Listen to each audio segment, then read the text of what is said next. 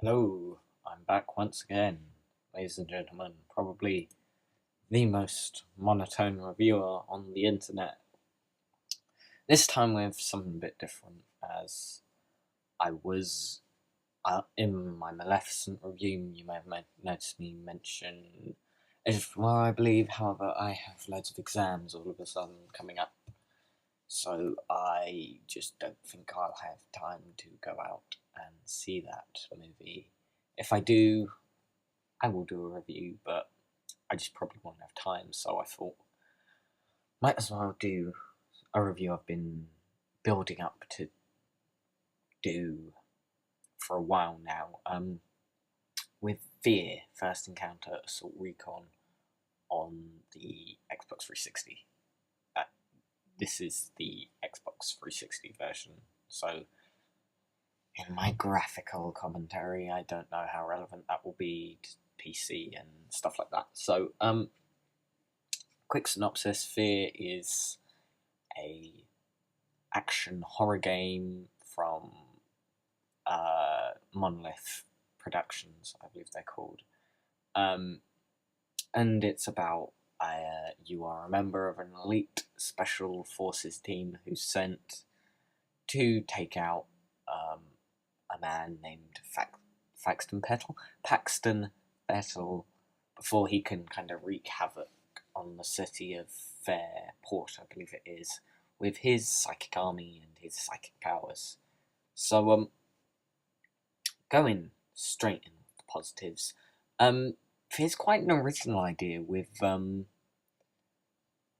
it attempting to blend the idea of an FPS action squad-based shooter with a kind of dressing of a horror game.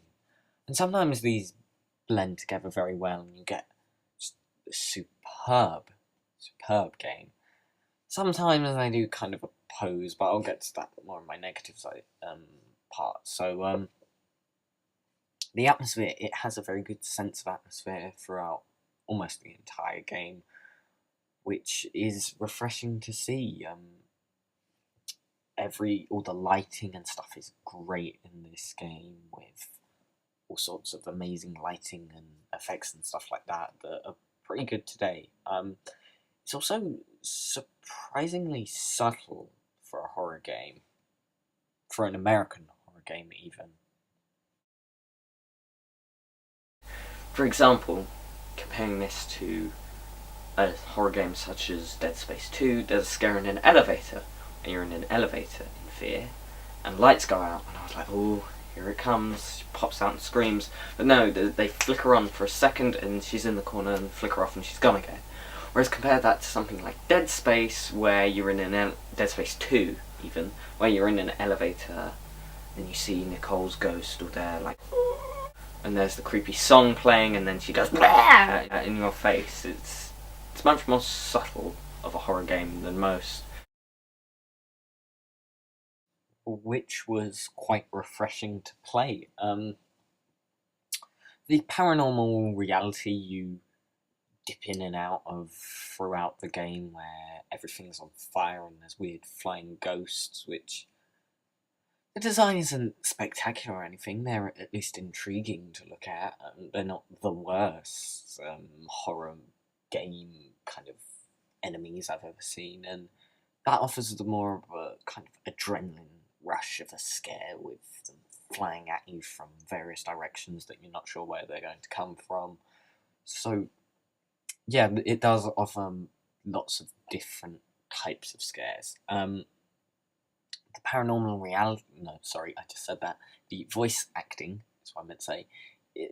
It's slightly hokey, but it works. It feels very kind of 50s horror kind of acting, which is very good. And the main cast, for the most part, are pretty good.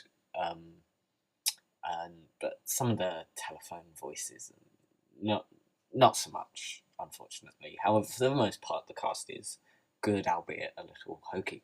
And Paxton Vettel and Alma are two of my favourite video game villains now, with them posing a very interesting threat and having interesting backstories to them, with both of them once again having different kinds of horror attached to them, with Vettel being kind of the visceral, violent, cannibalistic horror, whilst Alma is the more psychological, kind of violating horror, really, when you get into her backstory, which is very dark and sinister and one of the more intriguing points of the game. However, the story of the game itself isn't quite as good, and it works, is what I would say about it. It's not spectacular, but it is certainly functional. One of the biggest pluses I can say about this game is the shooting. It is excellent and one of the best FPSs on the Xbox 360, in my opinion, with the use of bullet time being surprisingly good, and probably one of my favourite uses of it, including the Max Payne games. I would say it's definitely got a very action-oriented feel to it, and you can like do karate kicks and insane awesome stuff like that, which is very cool to see. Also, the kind of horror theme allows them to have some very cool and interesting weapons in there, such as like a laser cannon that reduces enemies to skeletons, and one of my favourites being, I call it the nail gun, I don't know its official name, where you can like pin enemies to walls with it, and it is, for the most part, all the weapons feel very, very good, especially the shotgun, which is just amazing in this game, as it jibs enemies into a million pieces, which is refreshing to see in games, as they seem to have strayed away from extreme jibbing like that, which is a shame, because you can like blow off the limbs of every enemy in this game. Also, the AI is surprisingly clever, for the most part. Obviously, it is old, so they do hiccup a few times, but they'll react, they'll talk to each other, possibly a bit too much, they'll duck behind cover and pop up and change positions, try and flank you, and all sorts of interesting stuff like that. The graphics, aesthetically, not getting into textures, because I don't care, honestly, it's an old game, I'm not going to fault it for its textures. However, aesthetically, they do work, and they help build off the atmosphere, and they allow most of the environments to be incredibly detailed, with lots of stuff all over the place, like in the offices. Every workstation feels like someone works there, which is refreshing. They may have been copy and pasted, but it's subtle enough for me not to notice. They have enough variations in there. And the particle effects of this game are superb, if I'm honest. Like, you'll shoot a wall and it'll cave in a little, and there'll be dust everywhere. And once you get in fights, there's like misty blood in the air and smoke from gun holes everywhere. It's very good and surprisingly great considering the age of this game. The start and end of the game are definitely the strongest parts, with them having the settings there having not worn too thin, and in my opinion them being the most scary, which is really good. And there's not great amounts of enemy variety, but those that are there are really good for the most part. Like, then the invisible ninjas in this game are actually scary, where they jump in for a window and completely surprise me. I don't normally get that affected by horror games these days, but those invisible ninjas really, really got me. So props to the game. Onto the negatives now, because there are some. The locations do get samey. That is a limit of it being so dedicated to horror, in that it can't take you to all these bright and colourful and wonderful locations, but they do wear very thin. If you go into the sewers, then a warehouse, then an office, then a different office, then an abandoned warehouse, then back in sewers, and then the vault kind of origin facility area is more interesting, I'll give it, but they're all very grey brown, kind of dull, but at least in the areas you can kind of cause a lot of destruction. It's not like Battlefield or anything ridiculous like that, which I'm fine with. It's just like papers will go flying and all sorts of cool stuff like that. Not all the scares are as effective as they could be, partly because of your super soldierism. It clearly wants to be an action game with a horror dressing, which it manages. However, some of the scares do get undercut by your super soldierism, such as the paranormal enemies really don't pose much of a threat with them not doing too much damage, and you could kill them in one shot. Aside from the telephones, also, it isn't easy to dive deeper into the backstory. You can't like read papers and stuff, so the backstory isn't easy to pick out and gets a bit convoluted. But I don't know, I was playing through the whole game and I just wanted to delve deeper into the ins and outs of Armacam, who just end up feeling like evil corporation, which is a shame, as I feel there was some interesting stuff to go into here with the whole backstory with Alma. The middle of the game isn't very scary, and by that point it's a bit monotonous, like me. So that is definitely the weakest part of the game. However, it is surrounded by two strong thirds. Some jump scares do fall flat. It does occasionally feel the need to just go blah in your face, which is a shame because it really doesn't need to, since the subtle scares are so effective.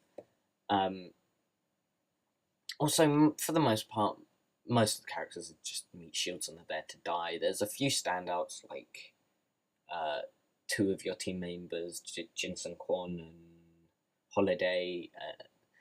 Your kind of overseer, he ends up just being army dude, but Alice Wade and Harlan Wade are also quite intriguing. And obviously, Paxton Petrol now are. So yeah, it's a shame some of that. And by far, the biggest weakness of this game is the difficulty spikes. Jesus Christ, they're ridiculous. I'm sorry, I don't mind hard games for the most part, but it just gets a bit ridiculous with this game, where one room you can clear out easily, then the next you will die 10 times before you complete it, and the difficulty spikes really are in the middle of the game, so that's one of the reasons the middle part of it is the weakest in my opinion. So that is a shame because the rest of the game is so strong. So would I recommend it? Yes, definitely you should go out and play F.E.A.R. First Encounter Assault Recon. The expansions and the sequel, F.E.A.R. 2 that is, I will be reviewing over the point, and even F.E.A.R. 2's DLC over whenever I get them all out by, as I've played them all, I've got all my reviews ready for them for the most part. So yes, you get to look forward to F.E.A.R. Extraction Point review next. So going back to First Encounter Assault Recon, if I was to give it a score out of 10, 5 being average, I would give it probably a 9. I would say this is one of the best FPSs, and you should certainly play it. So I hope you enjoyed my insight into F.E.A.R. First Encounter Assault Recon.